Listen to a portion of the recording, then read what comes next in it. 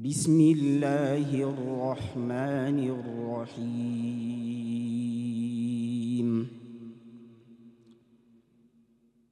فنادته الملائكة وهو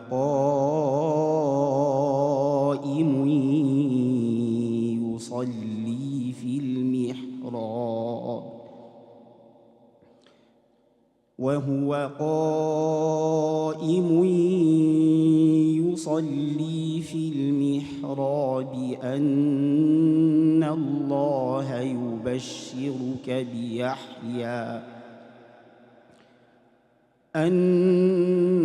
الله يبشرك بيحيى مصدقا بكلمة من الله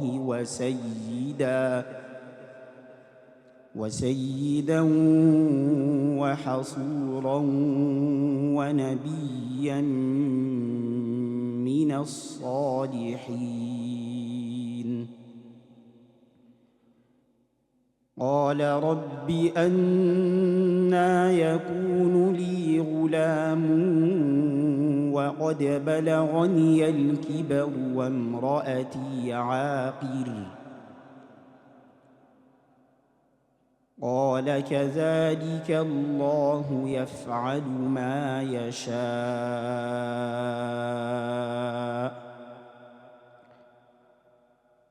قال رب اجعل لي آية.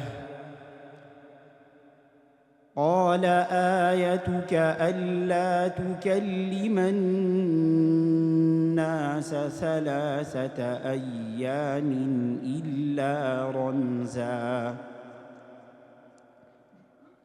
واذكر ربك كثيرا وسبح بالعشي والإبكار. وإذ قالت الملائكة يا مريم إن الله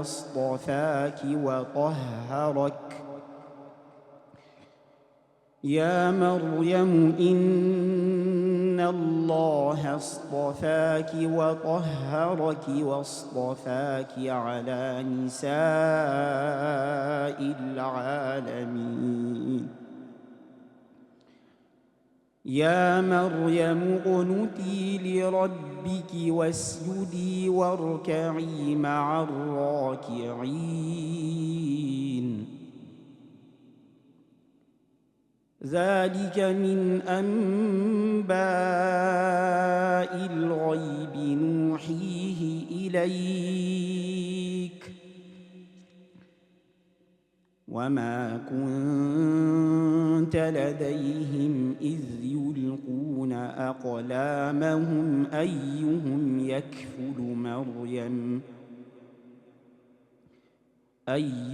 يكفل مريم وما